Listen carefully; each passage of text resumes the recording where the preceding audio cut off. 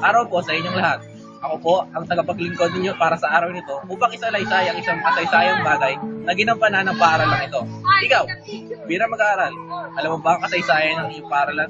Alam mo ba kung anong ginampanan nito sa ating kasaysayan? Ako po ay narito ngayon sa mababang paaralan ng Kabuyaw Central Elementary School upang ibigay sa inyo ang kasaysayang kanyang ginampanan sa ating bansa. Ang kasaysayan ng mababang paaralan ng Sentral Kabuyaw sa aspeto ng edukasyon. Ayon sa pananaliksik namin at pangangalap ng kaalaman, aming napag-alaman na nagsimula pa noong panahon ng Kastila ang edukasyon sa Kabuyaw. Kung inyong pagbabalik tanaw, noong panahon ng Kastila, hindi pantay ang antas ng edukasyon. Ngunit makalipas ng maraming taon, isang 4/4 establishmento ang itinayo sa isang kapirasong lupa sa kanto ng pinangalan ng Sergio Osmeña Street. Ang mga naunang nagturo dito ay ang mga Thomasites.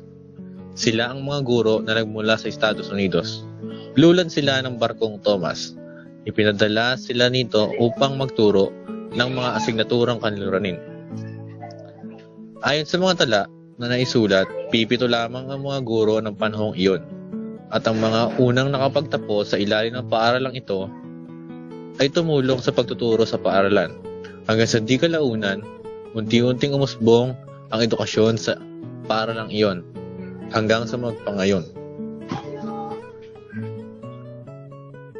Ayon naman sa isang taong nagbigay paunlak sa aming panayam, ang paaralan ay naging kanlungan ng mga Pilipinong mamamayan na lumaban sa mga mananakop. Dito, dinala ang mga sugatan ng mamamayan, kabataan at maging mga kababaihan. Ayon sa kanya, isa na rito ang kanyang lolo na lolo ng kanyang ama. Ayon sa kwento ng kanyang ama, tuwing darating ang mga Japanese Imperial Army ay nagtatago na ang mga Pilipinong walang kakayahang lumaban sa hukbo ng Hapon. Maigi nilang tinatago rito ang mga mamamayan na sugatan na lumaban sa hukbo ng mga Hapon. Maging ang mga kababaihan ay tinaktapan pa nila ng itim na tela at tinatabunan ng mga dayami upang siguro hindi sila basta-basta makikita ng mga Hapon. Sa kabuuan, isang malungkot at nakakahindig balahibong kasaysayan ang naranasan ng mga pader ng naturang paaralan. Panaghoy at hagulgol ng mga sugatang damdamin at katawan. Ngunit, isa rin itong sanktuaryo ng kaligtasan sa iba.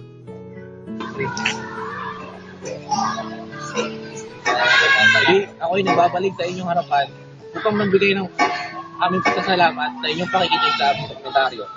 Naway, nabigyan namin kayo ng kaalaman sa paaralang narito sa Kabuyaw, Laguna. Ako'y labis na nagpapasalamat sa inyong pakikinig.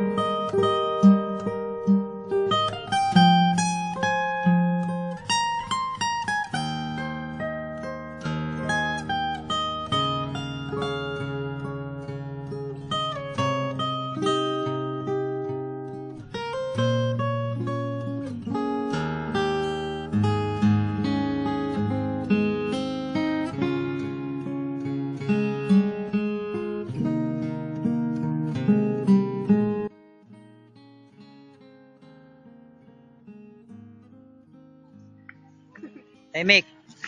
Narinig ako. Ulit.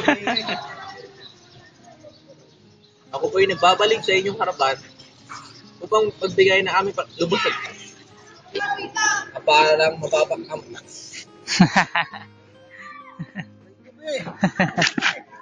Kaya ng kotis dyan, hindi ako nabubulol.